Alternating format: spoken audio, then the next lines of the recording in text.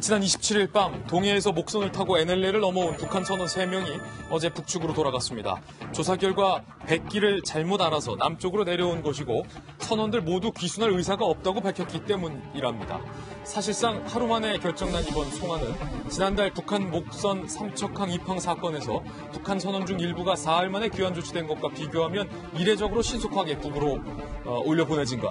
발견 당시 돛대에 귀순 의사로 보이는 흰색 천이 걸려 있거나 선원 중 한 명이 군복을 입은 점 등이 논란이 됐었는데요. 이에 대해 합참은 흰색 천은 대형 선박과의 충돌 방지를 위한 통상적인 것으로 출항 때부터 단 것으로 파악됐다고 밝혔고, 얼룩무늬 복장은 군복이 아니라 선장의 부인이 장마당에서 원단을 구입해서 직접 재단해서 얼룩무늬 옷으로 착용한 것이다라고 밝혔습니다. 그런데 북한 어선이 NLL을 침범한 횟수가 올해만 386건으로 최근 들어 북한 어선이 기하급수적으로 넘어오는 상당히 수상한 분위기 속에 우리 정부의 미온적 대응에 대한 우려의 목소리도 커지고 있습니다.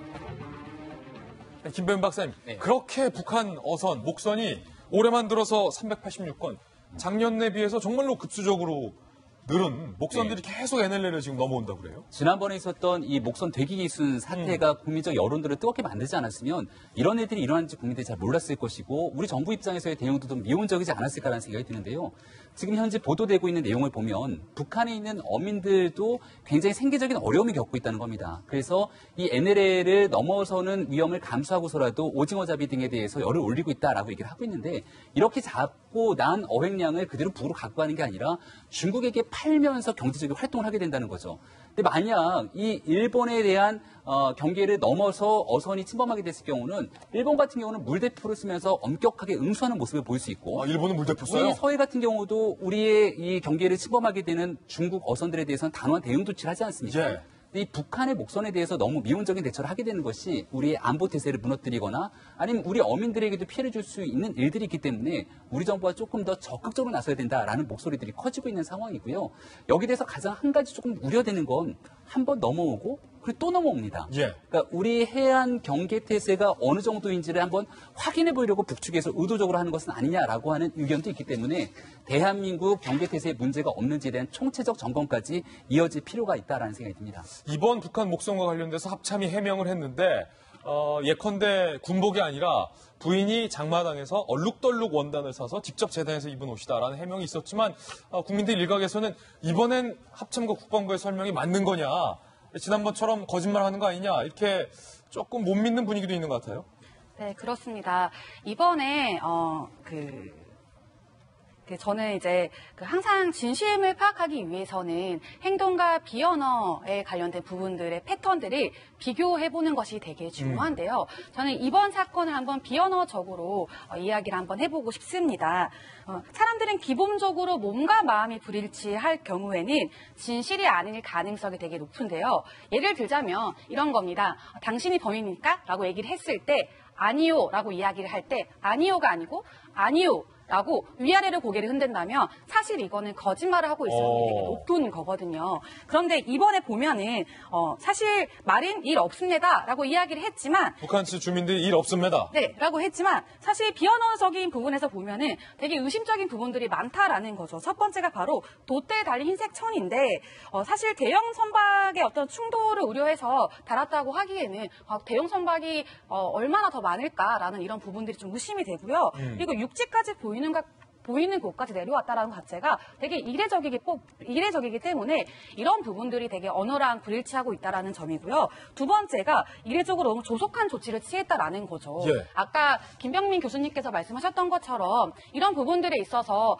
적극적으로 북한 주민들이 마음을 표현하지 못했을 수도 있었던 부분인데 이런 부분들을 좀 더 꼼꼼하게 살펴봐야 되지 않았을까라는 생각이 듭니다. 그래서 아마 이러한 언어와 비언어의 불일치 때문에 우리가 그렇게 시원하지 않은 느낌을 느끼고 있는 게 아닐까라는 생각이 듭니다. 예, 지금 3명이 있잖아요. 근데 그중에 2명은 그냥 평범한 어민 복장, 한 명이 마치 군복으로도 보이는 그런 얼룩덜룩한 옷을 입어서 공안 당국이 체포를 했는데 지금 이 3명에도 불구하고 이해가 안 되는 게 엔진을 가동해서 NLL을 의도적으로 넘어왔단 말이에요.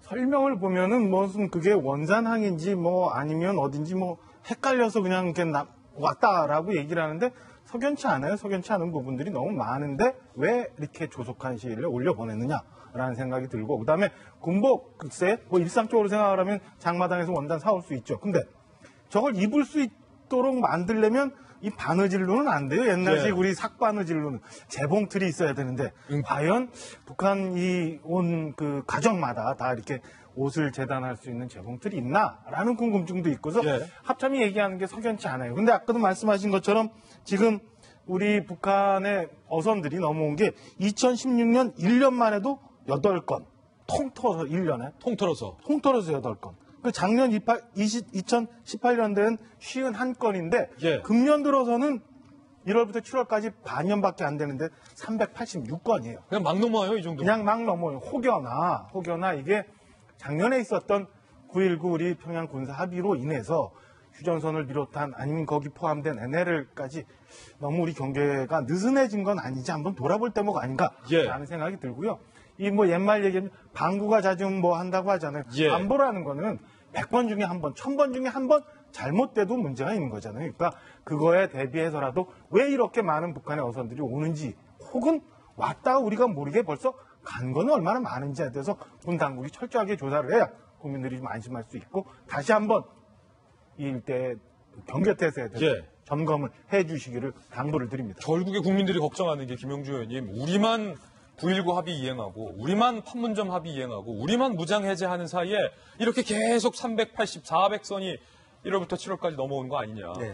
기본적으로 사실 이런 부분들은 그 북한 어선의 월경 행위는 우리뿐만 아니라 일본 또 러시아까지, 제가 최근에 본 장면은 러시아 해군이 직접, 공군이 직접 그 어선을 충격, 사격 아, 그래요? 하는 장면까지 봤습니다. 오. 그 정도로 중국 그 배들이 북한 영역의 어떤 의료 수역을 너무 많이 해서 먹고 잡을 게 없다는 거거든요. 이제 이렇다면 실제로 이런 앞으로의 이런 가능성이 더 많아진다고 봐야 될 것 같아요. 그렇다면 더 한 번 더 우리 군이 좀 경계태세를 명확하게 하고 일정 정도 서해 의협구역처럼 실제로 어떤 면에서의 말하자면 동해에서도 그런 어떤 공동 의료구역 같은 어떤 협의를 해야 될 상황이 아닌가 그렇게 보여집니다. 예.